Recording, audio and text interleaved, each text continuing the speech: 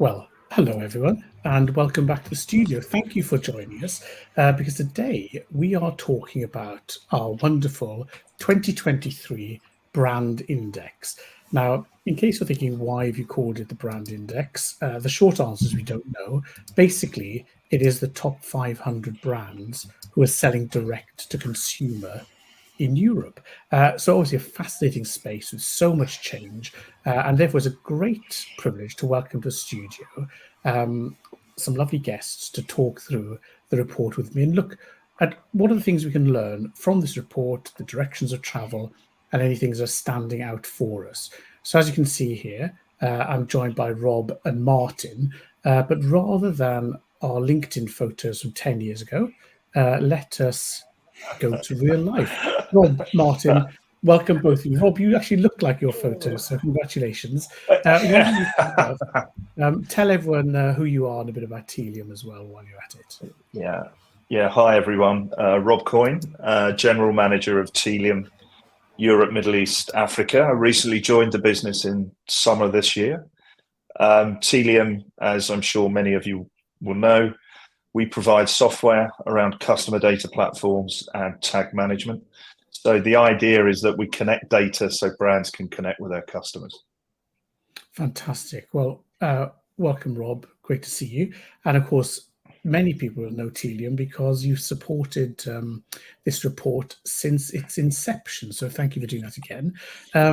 Now, Martin, in case anyone doesn't know who you are, why don't you introduce yourself as well? Hi, I'm the research director at RetailX. So my team and I works on this brand index report as well as the UK Top 500, Europe Top reports we do. Fantastic. Well, welcome, Martin. Welcome, Rob. So we've got a relatively straightforward agenda today. We're not going to read the whole report to you. You can see here there's a little QR code. So if you don't already have the report, a quick zap and you'll be able to get your hands on that. It is plump, lovely, and full of analysis. But today we want to pull out just a few things that have struck us. So Martin's going to talk us through some of the highlights and the charts and how to interpret those. And then there are four big themes coming out around, firstly, the customer service, sustainability, how to operate locally, often when you're a global brand, product innovation is a big thing. And we thought we'd then just finish off with directions of travel. But before we dive into all of that, is there anything, Rob, Martin, that stands out to you as you look at the D2C brands going direct landscape this year, that if you had to summarize it in a fortune cookie, you'd be saying, this is what we're seeing this year? Rob, do you want to share any overall thoughts? Yeah, I think more than ever, Ian, I think the report highlights the fact that data and insights are so critical for brands for many, many reasons. And that insight, that data plays a significant role in shaping a brand's strategy, its go-to-market, and its basic overall success. So whether that's from just understanding behavior or being able to personalize and all those four topics that you mentioned, I think are all linked by data, right? And they're all brought to life and competitive advantage through the use of data. So we'll chat more about that later on, no doubt. Great.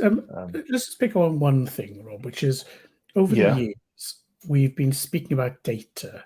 I reckon it's at least 15 years we've talked about data.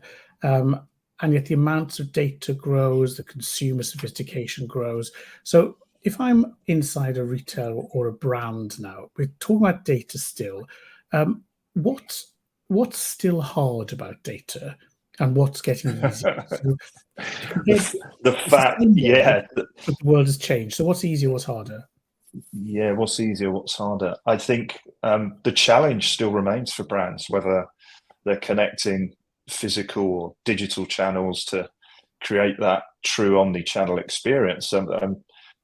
It's a challenge. It's complex. It's difficult. It's hard. It does require heavy lifting, right, in terms of connecting all these different data sources and channels and kind of it's I think organizations are probably on their maybe even second or third iteration of trying to access data and insight. I think following pandemic, there were some quick fixes and some quick solutions deployed to address the need for connecting with consumers. I think many brands are revisiting those deployments and looking at how they can improve. And dare I call it Web 3.0, but have another go at making sure that they bridge the physical and digital worlds more successfully than before, and creating that relevant and contextual kind of personalization for their consumers. And is anything easier, Rob, as you look at it over your experience? Is it something that used to be a nightmare, but now we take for granted? Well, I think given, we have somewhat in the region of 1,000 brands globally now that use Telium. And I think we've learned from the lessons from the successful brands, and there's many of them globally, how they've gone about making sure that they capture data, turn that into insight, and make sure that their omni-channel experience is improved. And I think we've looked at organizational setup. We've looked at approaching projects maybe differently. And we always suggest to brands that a walk, crawl, run approach is the best way. So proving return on investment early on in a project is critical to get executive support and executive sponsorship. And I think as brands look to demonstrate value, and be that from, I don't know, customer acquisition or customer loyalty or I don't know, retention, I think brands can start to see the value of approaching it in such a way that means that they can move along at a steady pace, or as fast as they want to move as a brand. Because if there's one thing all our brands have in common, none of them have the same infrastructure. None of them have the same organizational setup. Yes, there's common themes and threads, but in the main, everyone's different. So every case needs to be treated differently as well. But I think we have a good recipe for success now. We know how to help organizations set up, and we know how to unlock the value of data. Great. So it's interesting that the organizational process implementation bits are still so important, even as we learn and get better and better. Thanks, Rob. Martin, if you had to give an overall headline or highlight this year, what would it be? So my overall headline is not so much something in the report, but something that has come to light more subsequent to the report's publication, which is how retailers in the last 12 months or so have either plateaued or they have, in some cases, become less likely to talk about sustainability. And to That's interesting. It's the opposite of what we would have expected. But in terms of the numbers that are publishing sustainability reports, the numbers that are outlining goals and commitments and holding themselves accountable in different ways across the 20 or so metrics that we measure on sustainability, we've noticed just an easing off of that rate of improvement that we'd seen over previous years. Wow. I'm absolutely flabbergasted by that statement. Given the importance of ESG strategies and connecting with societal values. Yeah, wow. So one thing, so we've got a couple of theories. Like, one is actually the retailers that have done that so far is already, we're talking about significant numbers that are doing these things, that they have started to do a better job, because obviously a lot of those headline things do have a sustainability report. Like, the quality of that, however, is something that can be improved a lot. Is the one explanation, and the other is perhaps that we're measuring too early in the year, and they've still got a few months to publish, and maybe they're just a little bit later this year. So that's the other option. Going to follow the flow of conversation, throw our agenda out of the digital window, and just jump straight to the sustainability point, since there's no point saying we'll come around to it later. So we covered this at length in the report. One thing that was very clear, and I would encourage you to read the data in the report, is that the consumer is saying, very much, Rob, as you were pointing out, that they have high expectations around the brands in particular, even more than retailers, the brands taking responsibility for sustainability. And they looked at that in terms of reducing the footprint of the product and the process, making things circular, so you could return, recycle, repair, renew, reuse, etc. And I think what was interesting is that when you talk to the consumer, they say, we really, really want this, but they're not massively keen to pay for it. And so I'm wondering, Martin, whether what we're seeing here is a change where instead of rewarding brand A, brand B for being sustainable, now that most are trying something, they just punish the brands that aren't trying hard enough. And in the report, we have a section on fashion, and in particular, we asked consumers what they thought, and they're unprompted. The things they said they were worried about in terms of ESG. The biggest one was around slave labor, underpaid labor, bonded labor, then wasteful packaging.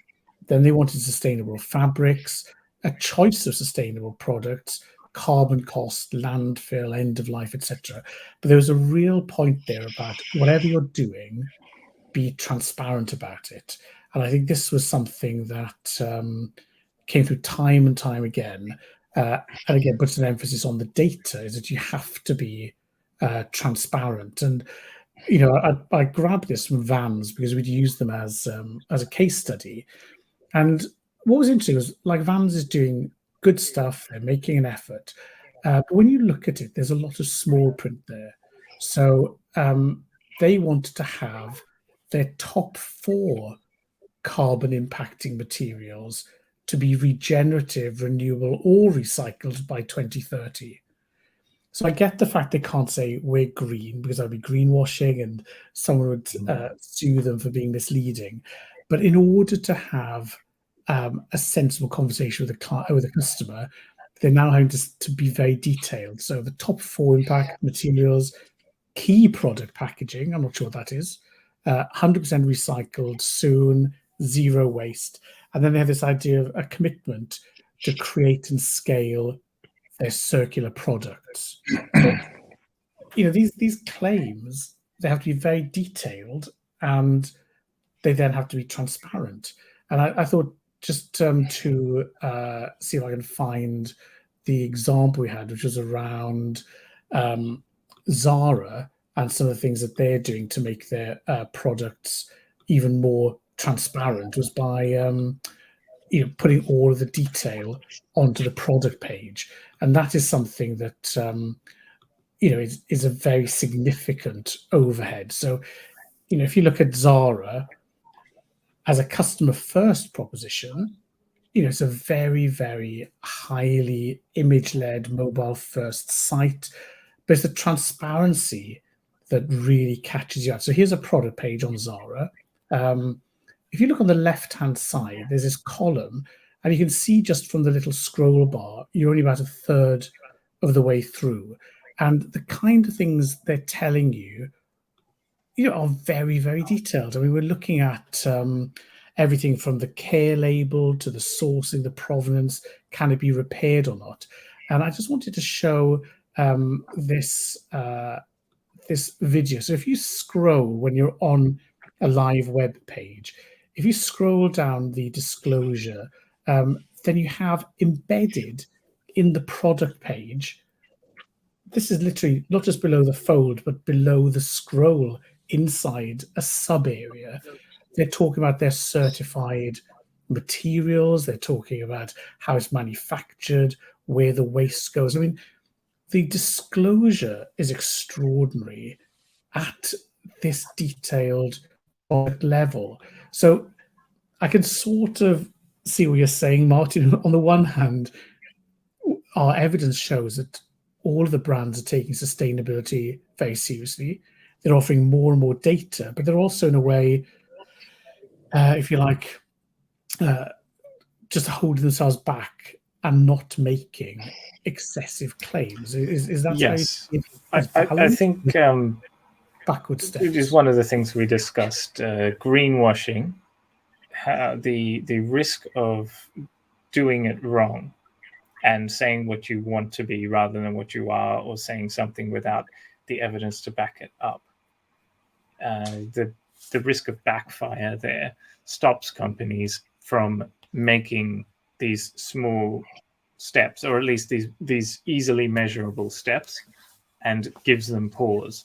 And what I would like to see is to run this webinar next year, saying that we've had a big increase in the number of brands that are offering things like mending and repair schemes and instructions on how to do that yourself, and who are transparent about their suppliers and have a code of conduct for them. All of those things that we measure, that what we're seeing is that has jumped, and we're seeing a lot more brands doing it, and a lot of brands doing it comprehensively and doing it well. Yeah, and not to spoil the surprise, but we do have our sustainability annual report coming out soon, don't we? Yes. So we cover that in more depth. Rob, one of the things that strikes me, though, is that when you look at the Zara product page, if we were merchandisers, we'd be talking about our wonderful product information management systems, supply chain transparency, etc., etc. But just looking at what Zara's done, this is very clearly a customer-facing, brand-enhancing, sales-enabling approach to really not just take data from the customer, but then also be pushing relevant data back to them. This is quite a move towards the customer, don't you think? No, agreed. And I think the whole ESG thing, as Martin alluded to, has gone way beyond just table stakes. This is core to the brand, right? In terms of reputation, brand image, competitive advantage, right? This really is, right, the game in town. And unless brands like Zara go to such lengths to provide the consumer with as much information that would appeal to their kind of views and their kind of societal values, I think it's critical for brands to adopt that. And we're seeing lots of brands go down this route. It's not just here's what we do, here's why we do it as well. And I think those brands stand out, and Zara is certainly a standout brand in that regard. And it helps them buy loyalty. It helps them acquire new customers. It keeps people loyal to the brand through sharing this information, which is so important, not just to the younger generations, but to all generations now. It's not a young person's thing that I'm not buying that brand because they don't have my values. I think it's across society now in terms of having an ESG strategy that stands out and is reflected in all your products and all the interactions with the brand is so important, so important.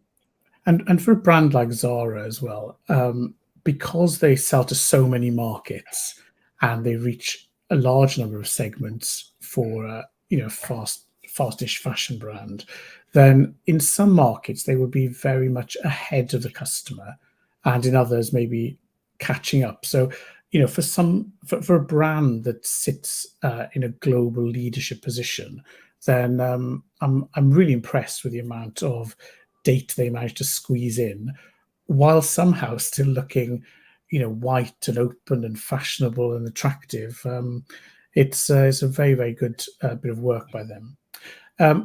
Sticking to the broken agenda, let's maybe just follow through on the customer. We'll come back to the overview in a little while. So one of the big things we've seen in the report is the importance of customer focus. And this has obviously come about for a number of reasons. For me, one of the most striking is the incredible growth in direct-to-consumer selling by these big brands. So, it's only 20 years ago that the model was very much around wholesale, that they would sell to a retailer, different retailers by country, and the retailer would have the customer relationship. Whereas now we're seeing direct to consumer, not just over their own stores, their own web channels, social channels, marketplaces, which are definitely no longer taboo, but are seen as really good market entry. And even as consumers have been returning to stores post-COVID, this direct relationship with brands is something that seems to have stuck. We kind of want to spend more time with them, not just at the point of purchase or at the point of leisure reading, but throughout our consumption. And of course, fundamental to this cross-channel view is data. So the growth and availability of data is, Rob, as you were saying earlier on, is extraordinary. We're also having new products and new business models developed. So in a separate report, we talk about subscriptions, but one example might be HP, who we'll talk about a bit later, with their Instant Ink program, which we cover in the report. They'll just send you ink when you need ink. So it's sort of a subs, sort of just in time, sort of replenishment, sort of quick commerce model, but really much leaning into the fact that the brand is there with you. I think something else that I'd like to pick up on is this two-way conversation. So the big brands, globally controlled, top-down, pushing out glossy advertising, have really had to change and become two-way streets.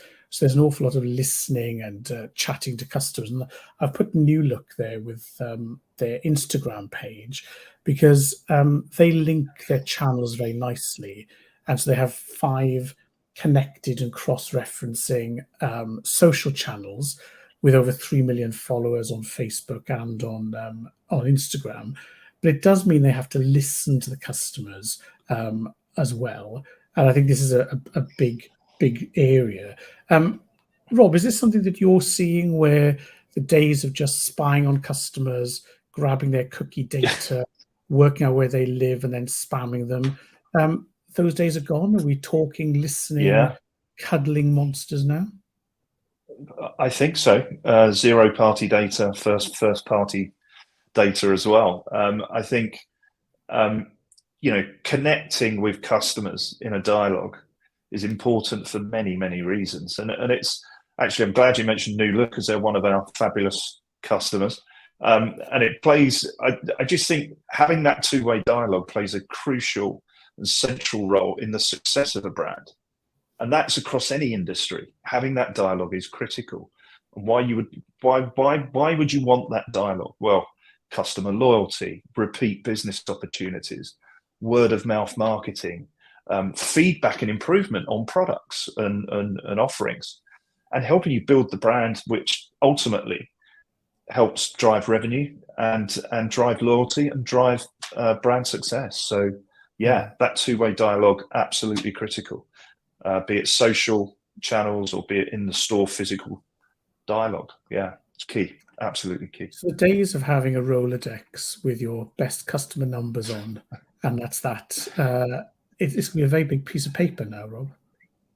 Yeah, and it was funny. I was having a conversation with some brands in the Nordics recently who are incredibly successful, and it's the way they conduct business now is over social channels.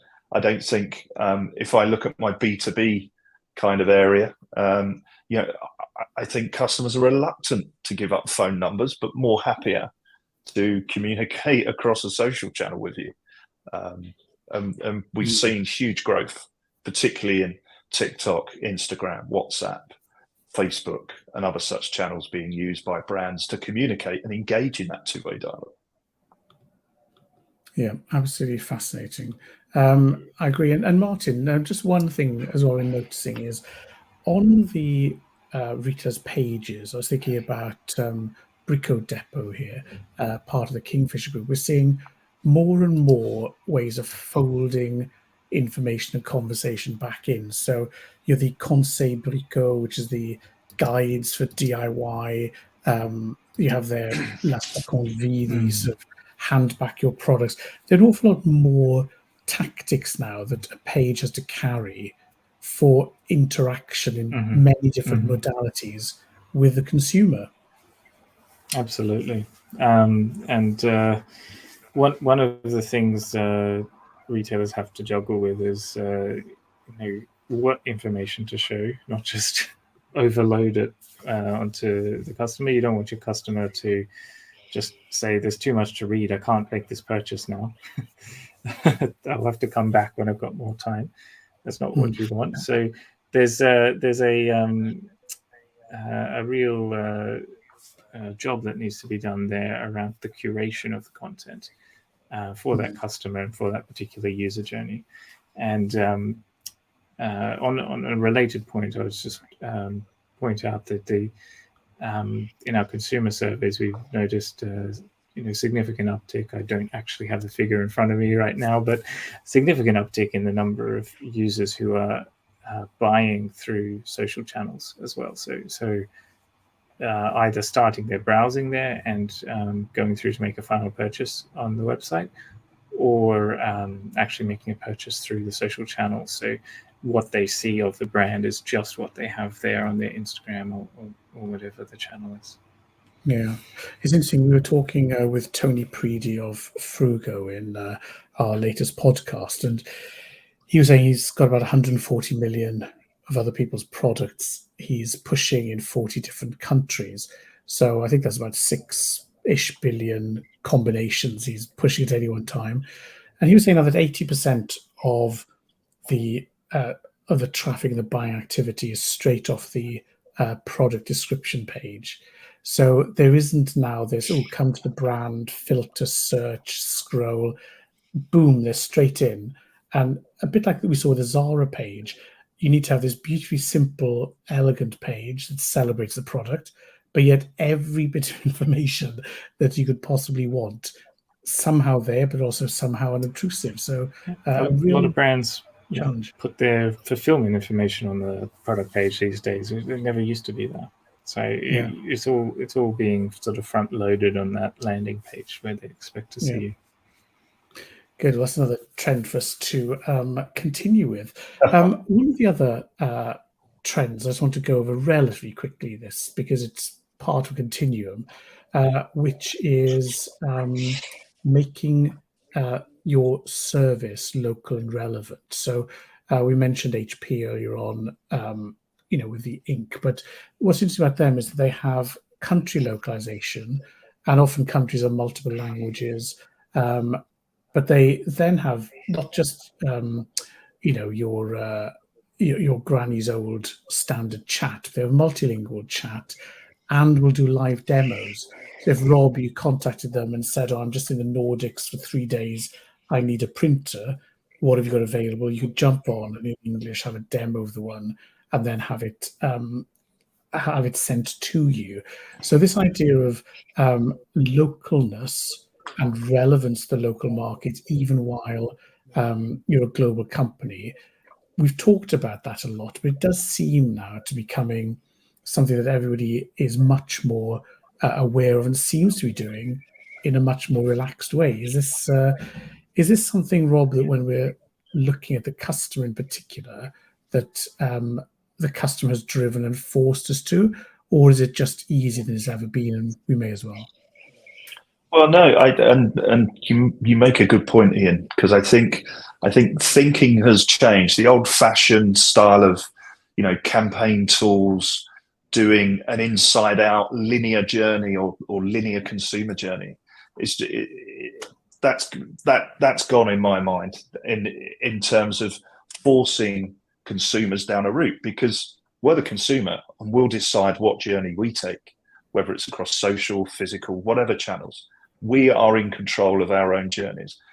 campaign tool methodology of old would just serve up a linear journey. Customer researches product, or goes to store, or buys online, and so on and so on. I think that's finished.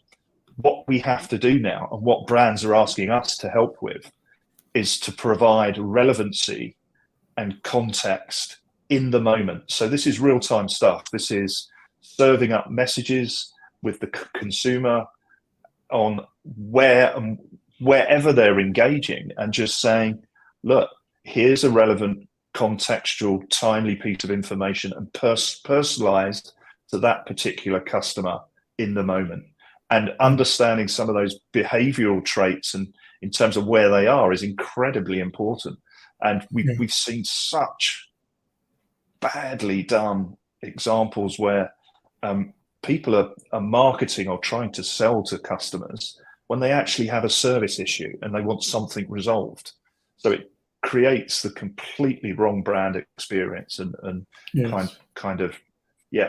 So we see many examples of this. But again, as I went back to my earlier point, organizations are looking at how they improve that and how they become real-time brands for their consumers. It's very, well, not funny at all. My son was mugged over the weekend, had his phone stolen, and it took hours and hours to get through to Vodafone to report the theft, get the SIM card blocked and so on. And I was trying their online chat, and he keeps saying there's no one available, I can't transfer you, but if you'd like to upgrade your iPhone, we have a range of offers. Yeah. And so there you go. Saying it's just been pinched. The selling message was prioritized over the support one. But of course, I'm sure that many networks are available, of course. Let us then just jump quickly to innovation, because this is something that we were talking about before. One of my favorites, and I'm sure everyone's favorite really, is the multi-generational wonder that is Lego, which is harnessing everything from web and their amazing experience stores to celebrities doing things. I saw a video of Ed Sheeran serving somewhere and then gifting an amazing set to a customer. I mean, some really lovely, memorable moments. But then they're also looking at things like loyalty with their VIP program, carbon compensated delivery, and lots of reuse. So some amazing things going there, because they've been trying for a while to do recycled and recyclable bricks, which haven't met the quality standard. And so they're saying, well, look, we don't want them decomposing. How can we make sure they're passed on? So some examples are Brick Club in the UK, where you can borrow sets. Say, for example, you want the new Death Star. You can't quite risk being divorced if you buy it for yourself. So you can borrow it, build it, admire it, take it apart, give it back. So some really nice things there, as well as the Lego Technic, where, again, you may not want to invest in the robots or control bits without trying them out. So that ability is really important.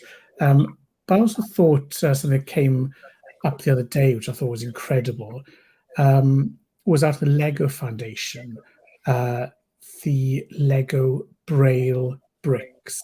And so they work not just for building, they have the functional dots and so on, but also they have another language layer. So you can not only be expressing yourself through language, learning, and it gives the things you build an additional dimension, which is that of learning. So some wonderful innovation there. We're seeing this, I think, because a lot of the brands obviously own their own product. It's not like they're having to sell 4,000 different brands and promote them all equally as maybe a retail would be. They can give their product some love and development. So lots of innovation. Does anyone have any other innovation thoughts they wanted to share or pull out? Yeah, I just think, Ian, and we know this and we see this, right? Successful innovation right, it involves a deep understanding of customer needs and market trends, and a willingness to, drive and adapt and innovate. And we see those brands like Lego, for example, an amazingly well-loved brand. They are better positioned to thrive in that dynamic and competitive marketplace because of their constant innovation. And that culture of innovation is incredibly important. We see brands encouraging employees, right, to think creatively, experiment, and take educated risks or calculated risks. I think it's incredibly important in ingraining that in your culture and your DNA of an organization. And now with stuff like crowdsourcing, you can involve your audience, right? Involving customers of the general public in generating ideas and solving problems. What a great way to connect and have that two-way dialogue. Exactly. I mean, you were talking earlier, Rob, when we were first planning the webinar, and you mentioned L'Oreal as a good example. And when we were looking into them, I think one of the things that struck me firstly was the way they've baked innovation into their business and business processes. So on the top right, I've just put a screen grab from the L'Oreal Atelier of Innovation, where they bring on startups and new ideas and try and balance this idea of being over 100-year-old luxury company, so with the tradition and the values, but also wanting to move at the pace of the market and product development and innovation. But also, I'd forgotten just how much they cover, because we always see the consumer side, but they've got their luxury division, then the professional division for hairdressers and hair care professionals, as well as a big dermatology side, which, of course, for those of us who love French pharmacies, we'll be more used to seeing, but we don't often see with the same coverage as we do their consumer products. So, Rob, you were a big advocate of them. What is it that they're doing that has been impressive? Sure. So L'Oreal's vision was a simple but ambitious one, basically. And it was about understanding customer needs and behaviors in a digital marketplace. So completely different, right, from their go-to-market motion. So they had to embrace digital and make digital really work across the omni-channel experience to make it successful. So in driving subscriptions, in driving loyalty, understanding what customers were after. So right person, right audience, right time was absolutely key to them. And at the start of their journey, though, they decided, the team at L'Oreal said, we need a CDP foundation to build this fabulous customer experience for L'Oreal. And so it was key that they could connect disparate data from both online and in-store channels. And basically, they also had to accelerate their strategy around first-party data for omni-channel excellence. So that hyper-personalization capability that they've now built is serving them well in all sorts of areas, be it acquisition, subscription growth, product innovation. So as you can see, that data thread runs through.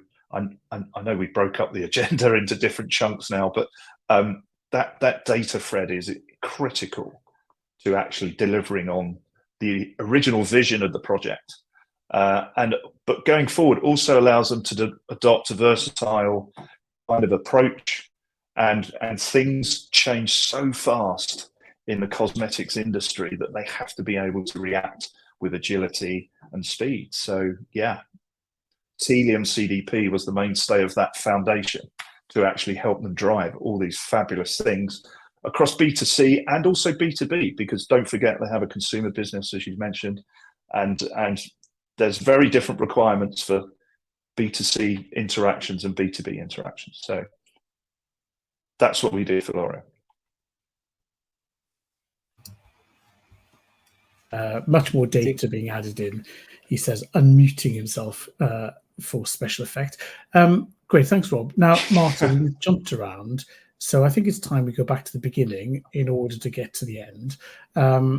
So within this report, there's an enormous amount of charts and insights and so on. But one of my favorite is, of course, the much-loved Sankey chart.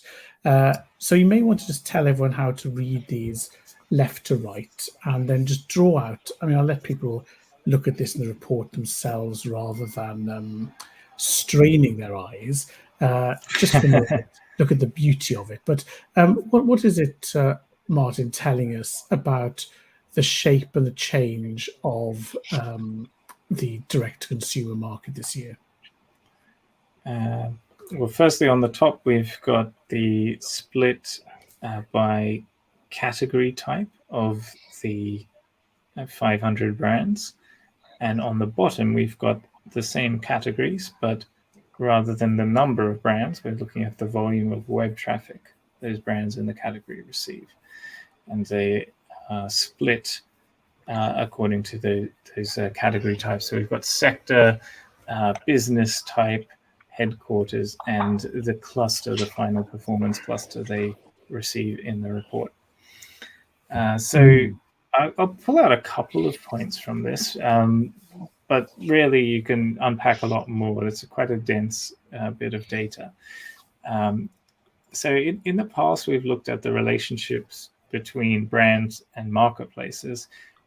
This year, we've done a new analysis on the brands that host their own marketplaces. So, and we found that 11% of the brands do host their own marketplace. And these 55 retailers receive 42% of the web traffic to the top 500. So they're well over-indexing. Another web traffic stat is that while 41% of the top 500 brands in Europe are headquartered here, as in Europe, those headquartered abroad receive 90% of European consumer web traffic that go to the brands themselves. There's a lot more to unpack in the report itself, but I just thought I'd pick out those couple of points from this chart. Thank you. And it's interesting to see the growth in marketplaces because, again, some years ago, the brands issued the marketplaces because they wanted to own the traffic and experience. But now marketplaces, they're taking their place alongside direct traffic, social. It seems that being everywhere is the new being on your own branded homepage. Absolutely. Yeah. So let's also look at this next bit of chart loveliness. Just a sample of some of them. The one that struck me was not so much the sector analysis, because people can look at that themselves, but looking at top left, top right, just the change in overall performance year on year. So this is, we call it the total index value, but this is if you add up their scores over all of the 300 plus measurement points. This is like a sort of a stock market index of how good they're being. How has that performance changed, Martin, year on year? So the overall, it generally goes up. There's some exceptions, and we've seen around, particularly around the pandemic, things have changed. So we saw certain performance metrics dip, and in other cases, some things which we count towards the total index value, which have to do with the retailer's size and positioning in e-commerce, have dropped back in the past 12 to 18 months as sort of we go back, not so much back to where we were, but back to the trend of actually, that's a good point. It's not really a regression to previous places, a regression to the previous line of travel. It's an interesting absolutely point. And that relative the relative importance of stores has grown, And in the past, that would have perhaps been viewed as a company having a higher relative importance of stores to the website would have been viewed as they're not advancing quickly, whereas right now it means they're just recovering that estate which they previously used. And of course, we've seen a growth in the connection between those channels, as we've got, for example, return e-commerce order to the store is growing healthily, along with measurements such as when you're on that product page, which is quite busy, a number of retailers are also showing, put in your postcode, is it at the shop near me, so I can collect it at lunchtime. That sort of service is growing, and so we're looking at for those very small stock numbers that might be kept at the end retail location, that we're seeing a level of accuracy which can only be given when you've got a lot of things going right in the back end, a lot of systems plugged together, and a lot of reliability in the logistics as well. Great. Well, we have covered a lot of ground, but the clock is against us. So as we end our look at the Brand Index 2023, where do you think the world is aiming? So when we meet again to go through the Brand Index 2024, what would each of you say the one top level change or emphasis would be next year? How is the direction of travel looking? Rob, do you want to have a stab at this? I think the report and the index highlights a number of things for me, but apart from the shocking news that businesses are plateauing on their ESG commitments, but in today's competitive market, right, customer-centric approaches are absolutely critical and becoming increasingly important, right? And companies that prioritize that will be the winners, right? And that comes from having a solid data foundation that can bridge physical and digital worlds, right? And those brands will end up thriving and adapting and continuing to grow and innovate and provide more personalized experiences. So businesses through data can get better insight and drive better customer experiences for us as consumers. That's what we all require. That's what we all would like to see. Obviously, I'm not going to jump on the bandwagon because it's already left the station, but AI is going to be increasingly important in terms of how brands and how retailers embrace this new world, an exciting world of AI, to drive customer experience and understanding behaviors of consumers and being able to act real time in response to that behaviors, like your son's example. Hope he's okay, by the way. But an example of the same thing happened to my daughter in Manchester. It was an absolute nightmare trying to get some resolution, and that's because brands don't fully understand where you are at that moment in time, and brands have to be in the moment with their consumers to deliver such a good point, sustainable and great customer experiences. And I think, Rob, the other thing is that the people who built certain channels built it with selling in mind, so they didn't expect some of the questions that we are now asking them in the same way as we would ask our digital assistants or a human carbon-based life form. So I think, in a way, we're a victim of customer expecting more and more. Thank you for those. Martin, what do you think the one big change is going to be for next year? Obviously, I would point to the sustainability point. The other thing that I'm looking at is how quickly responsive retailers manage to be to consumer trends. We've got our consumer observatory, which we're tracking just this week. I've been looking at some of the latest results on that. And what I want to see, or what I hope to see, is that we see where there are significant changes. So maybe it's around cost of living, or maybe it's around this, where we're asking around for the consumers to highlight the things that they want to be a little bit different, the features they want to see a bit more of, the things that they find inconvenient at the places they love shopping at. That where we're seeing those highlighted in our consumer tracker, to see that change reflected in retailers in the space that is less than 12 months. Great. That would be very exciting. I'm going to be slightly different and just say I think the story for the next 12 months is going to be around product development, because I think there's so much development now in customer service, customer excellence, customer connection, that you're going to be punished for being bad, but not rewarded for being good. So I think people are going to be looking at a combination of product innovation to really get unique standout, and business model innovation with introductions of things like repair, rental, subscription, and so on. So let's see. In a year's time, let's see how we fared on our predictions / hopes. But for now, it's a massive thank you.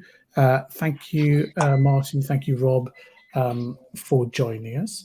And just in case anybody was holding off on getting their copy just to see what we said, hopefully it's now persuasive. If you don't already have a copy, you can grab it here.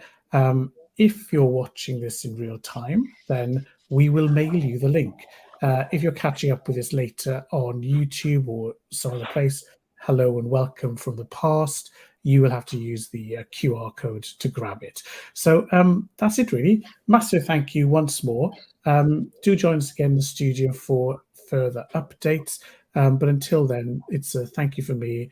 Thank you, Martin. Thank you, Rob, for joining us. Thank you, Ian. Thank you.